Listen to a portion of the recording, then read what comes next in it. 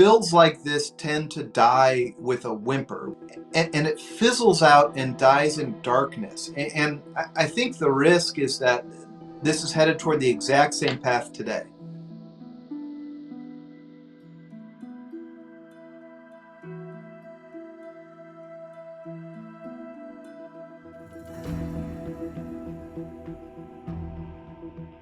So right now we've got a situation where Biden is trying to pass a historic piece of legislation on climate.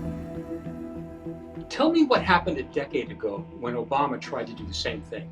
In 2010, there was a really historic window of opportunity to regulate greenhouse gas emissions. Both Barack Obama and his Republican opponent, John McCain, had campaigned on doing something about climate change. When Obama won, the Democrats had majorities in both houses of Congress, the House and the Senate. A special subcommittee on global warming wrote a massive bill that would have put a price on carbon emissions. It's the so-called Waxman-Markey bill. It's known as the cap and trade bill. It was a Republican idea that said, let's use market forces to reduce pollution. So there was nothing radical about a cap and trade bill that was proposed in 2010. It was far-reaching, but certainly not radical.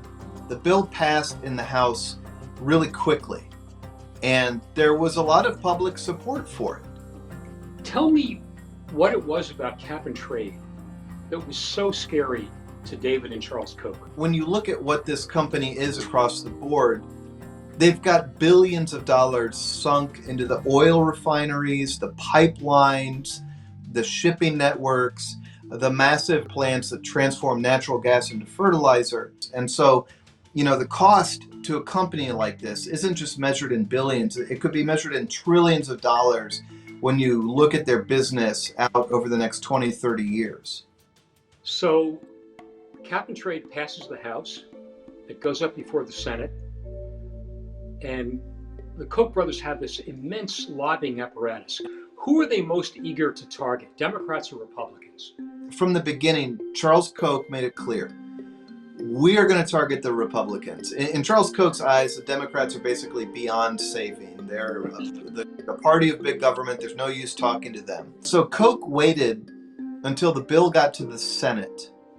And that's where the company was able to bog it down, slow it down, and then apply pressure to every single Republican that even if they admitted global warming was a real problem, Koch had a tidal wave of money that would shift against them. Koch worked really hard to send a clear message to Republicans in the Senate that there was going to be a huge punishment essentially waiting for them if they supported this bill.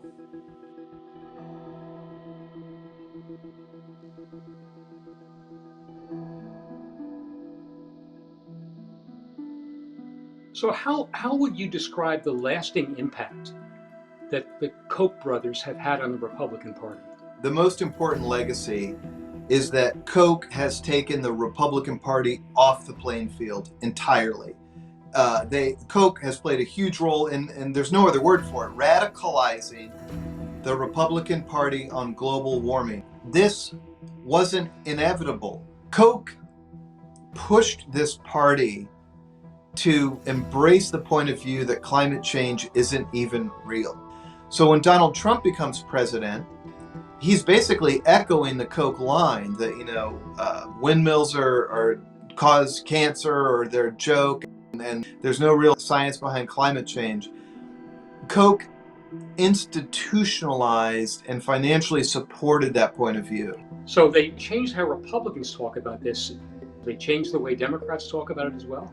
They try to encourage, Democrats like Joe Manchin, who tend to be pro-big company, pro-fossil fuels, and present that kind of view as so-called moderate or middle of the road. I got to be honest, it drives me kind of crazy when somebody like Manchin is described as a moderate. Joe Manchin was a member of ALEC, which is this national organization that Koch Industries played a pivotal role in supporting back in the 1990s.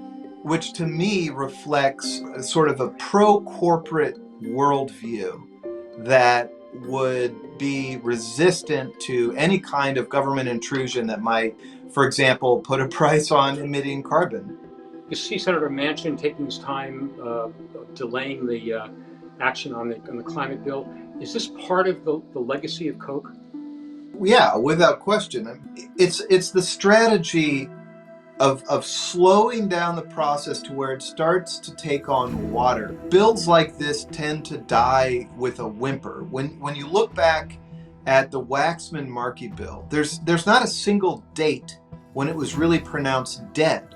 It's just that the hearings slowed down, the hearings stopped, the meetings dragged out, then the meetings became more infrequent, and it fizzles out and dies in darkness. And I think the risk is that this is headed toward the exact same path today. Why is it so hard for the Democrats to get together on this issue? The dysfunction that we see in Washington, D.C. is a just direct result of the immense and outsized power that corporate lobbyists have. And their goal is always the same: slow down action. I think the real fight isn't as much between left and right as it is between the status quo incumbent powers and any effort to break up their power. So the fossil fuel companies have the advantage on their side to make sure that there's no effective action in DC, and that's their entire goal. So we're sort of watching this movie play out over and over again. And it raises the question of what normal people can do about it. It's making everybody lose faith that anything can be done. And it's only feeding into a very deep cynicism about democratic government at all. You spent, 4 years researching this book. How did it change your worldview? I mean, how did you end up seeing the world differently? It really educated me on how power works in America. And to me, the headline is always that the real action starts the day after the election. Power gets exercised when things get boring. In a democratic process, real power is exercised in obscure congressional subcommittees, in federal regulatory offices, and that's where we need to direct more of our attention and more of our energy.